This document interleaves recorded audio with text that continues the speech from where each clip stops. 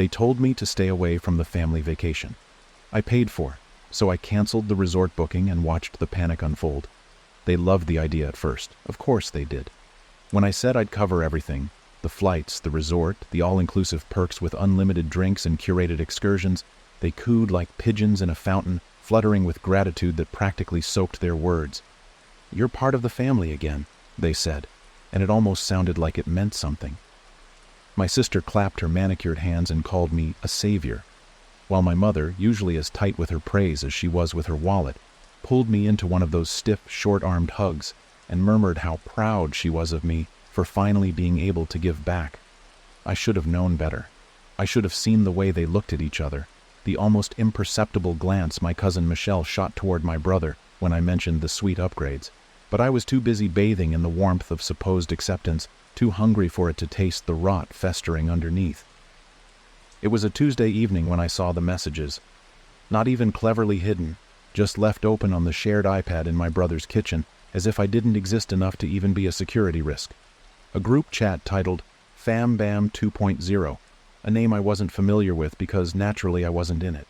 The thread scrolled endlessly with emojis and snark, and the more I read, the more my pulse developed a life of its own. Michelle, let's just not invite them. It'll be better without the mood swings. Jeff, my brother, chimed in, seriously. They always make things awkward. We don't want to spend half the trip managing drama. Even my mother got her jabs in, the queen herself, with, they'll be fine staying home, maybe even relieved, probably doesn't like beaches anyway. They spoke about me as if I were a fragile inconvenience, an overburdened appliance wheezing in the corner of the family dynamic, tolerated only when I served a purpose, discarded when I didn't. I stood in that kitchen, the refrigerator humming behind me like an indifferent witness, feeling each sentence slice cleaner than the last. I didn't scream, didn't confront them in some climactic cinematic scene. That kind of drama would have just fed their narrative. Instead, I asked later that night, as casually as pouring water into a glass, "Hey, just checking. Do we have the full guest list finalized for the resort?" My mother blinked slowly, calculating behind her polite smile. "Actually," she said, "we've been talking and maybe it's better if you skip this one, just to keep things relaxed." There it was, a surgical incision. No blood, no mess. Just the cold, efficient removal of me from the picture. So I did exactly what they asked, except they must have forgotten, or simply never cared to remember, that everything was booked under my name. My credit card, my account, my rewards points, my email. The reservation was sealed tight with my digital signature, every itinerary confirmation routed through my inbox. They treated me like an outsider, a disposable bank account with legs, and assumed the perks would still come without the person. They were wrong. The cancellation was satisfying in its simplicity. A few clicks, a brief call to confirm identity, and the week-long 5-room ocean view dream disintegrated into the ether. Non-transferable, non-refundable. No one could step in to salvage it. Not unless they planned on rebuilding the whole thing from scratch 2 days before spring break weekend in one of the busiest resort towns in the hemisphere. I didn't tell them. I didn't need to. I booked myself into a different resort, quieter, adults only, with sleek, minimalist rooms and a spa that knew how to erase years from the body with just the right combination of eucalyptus and low lighting. The staff greeted me by name. The bar kept the mocktails coming. My phone, though, was the real entertainment. At first, just a trickle of posts. Michelle on Facebook. Does anyone have connections at the Hilton Riviera? Our booking just vanished. Jeff on Instagram stories. Blurry selfie with sweat on his brow. Travel nightmare. Send prayers. My mother, surprisingly tech-savvy when pressed, took to Twitter of all places. Anyone know someone who can work magic with resort bookings? We're stranded and have elderly travelers with us. Oh, how the tone had changed. They spiraled, and I watched. Ordered another mocktail with fresh lime and settled deeper into the poolside lounger, while the sun kissed the edges of the waves beyond the infinity pool. They tried calling. First Jeff, then Mom, then Michelle. I let them ring, one after another, the buzzing a distant annoyance against the soothing hush of ocean breeze and distant laughter from other, happier vacationers. By the second day, they were posting less. Not because things had improved, but because pride had finally caught up with desperation. Jeff stopped tagging locations. Michelle went silent. My mother switched to cryptic quotes about learning lessons the hard way, and when bridges burn, so do the parasites. I took a screenshot of that one and smiled. There was no apology, no admission. But then, I hadn't expected one. This wasn't about revenge. Not really. It was about precision, about demonstrating exactly where the power had always been hidden, in plain sight, behind the meek smiles and quiet offers to handle the details. I wasn't the outsider. I was the architect, the foundation, the one who made the magic happen. And when they tried to cast me out, they did so without realizing they were ripping out the floorboards beneath their own feet. As the sun dipped lower into the horizon and turned the pool's surface to gold-threaded velvet, I turned my phone over and set it on the table beside me. The air smelled of grilled pineapple and sea salt. A distant saxophone murmured from the lounge bar. My shoulders sank lower. My muscles, long coiled from years of performing family loyalty, began to forget what tension even was. I was exactly where I belonged. And they had a week of scrambled hotels, overpriced motels, and cold buffet lines to think about who, exactly, they had tried to leave behind. They didn't disappear completely. Not even after 3 days of radio silence and my refusal to acknowledge a single message. Not after their carefully curated digital meltdown was met with the soundless stone wall of my indifference.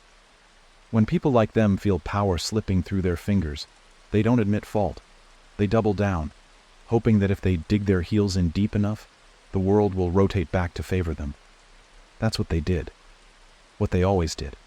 And this time, they had no idea they were clawing at a door I'd already bolted shut. It began again with the emails, cloying at first, written in tones so falsely sweet they could have melted tooth enamel.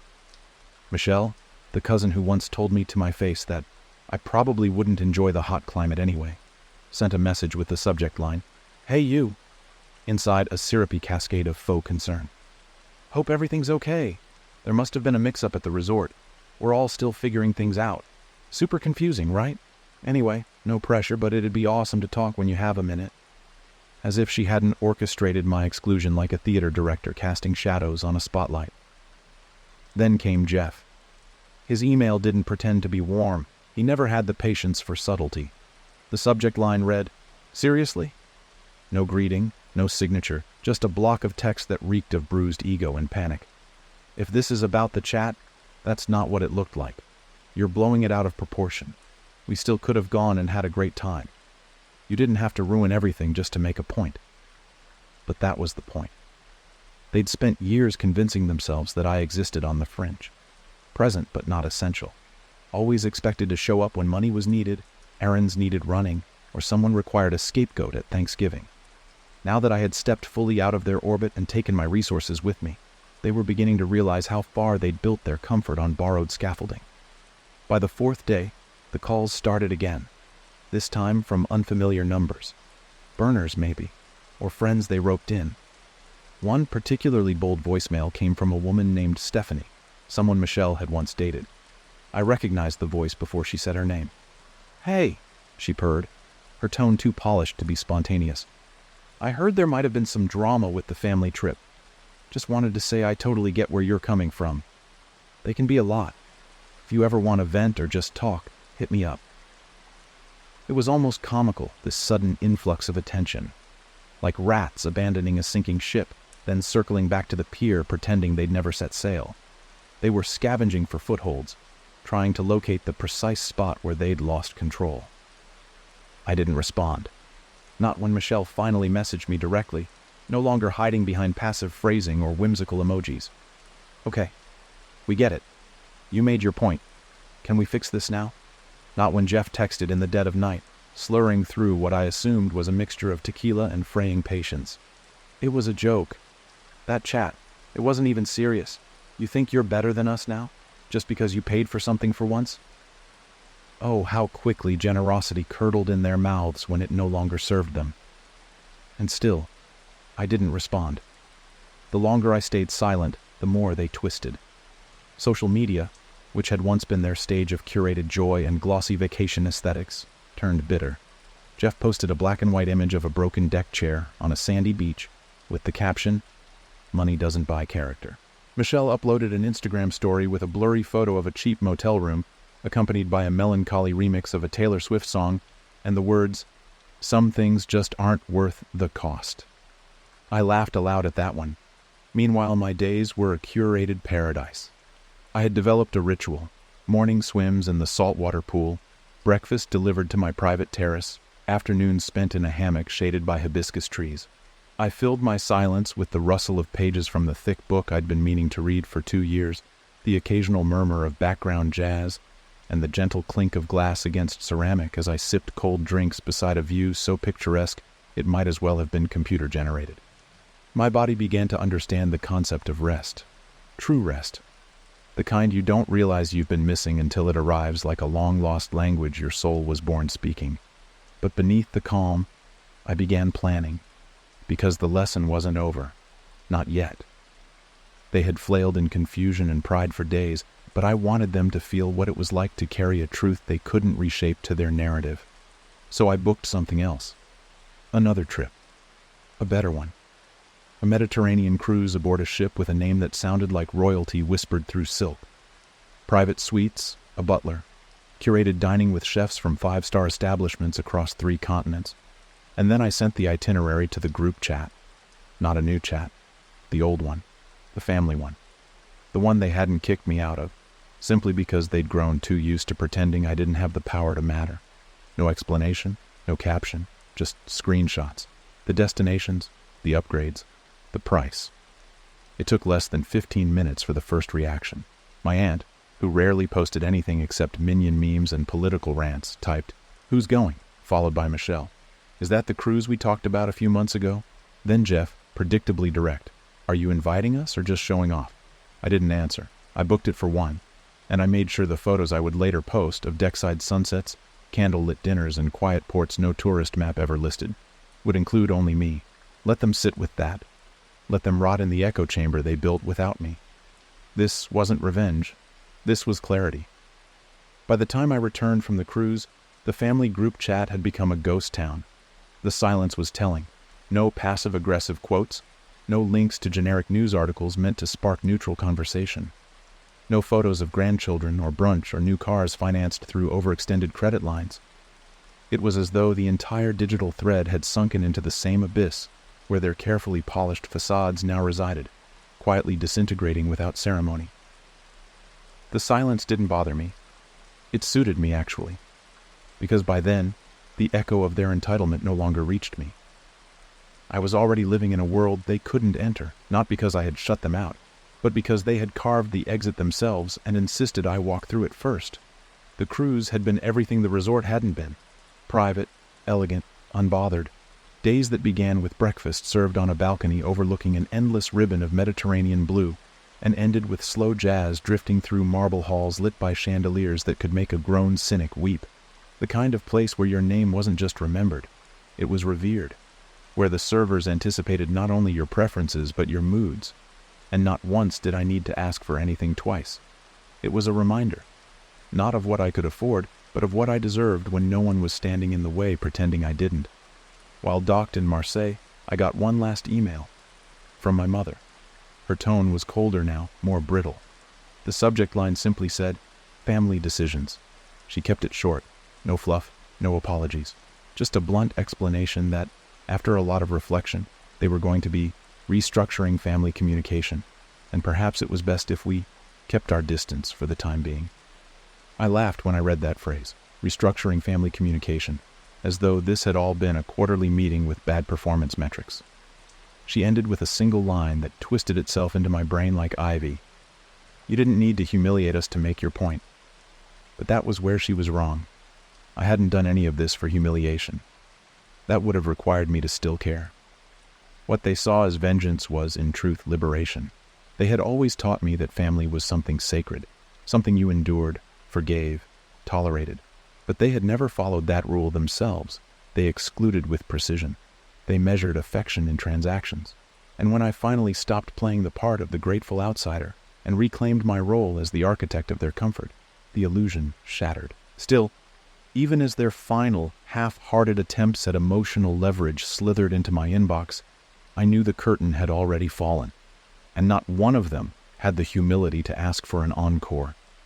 I didn't reply to my mother. Not that day, not any day after.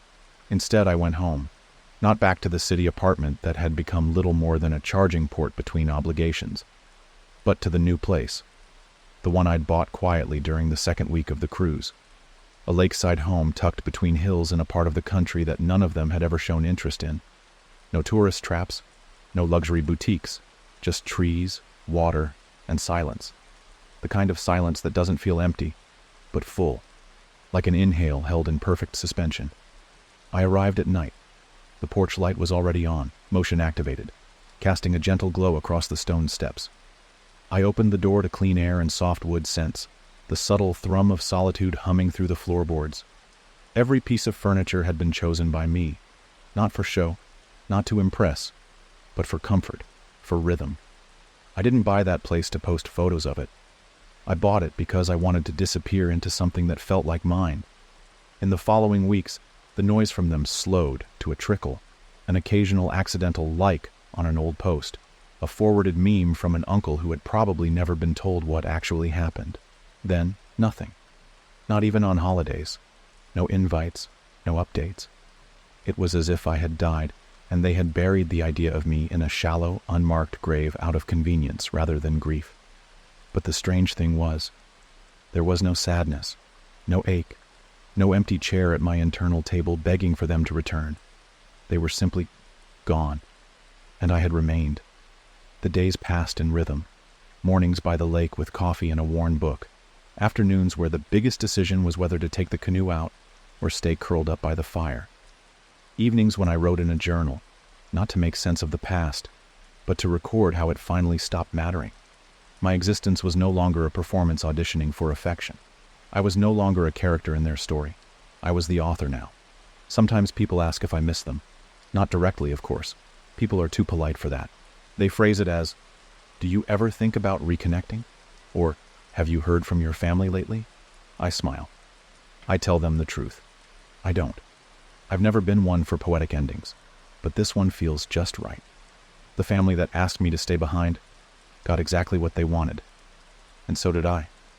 I stayed behind. Behind the false kindness, behind the manipulative gratitude, behind the years of being the extra chair no one asked for but always expected to support the table. And as they scrambled to rebuild the castle I once funded, I rebuilt something else entirely, a life that didn't include them. I never needed revenge, just clarity, and space, and silence. Now, when the wind moves across the lake and the trees sway like dancers too old to care about rhythm, I sit on my porch with a glass in hand, watching the sun vanish behind the hills. And I know there is no one left to impress, no one left to prove anything to, no one left to ask me to stay behind.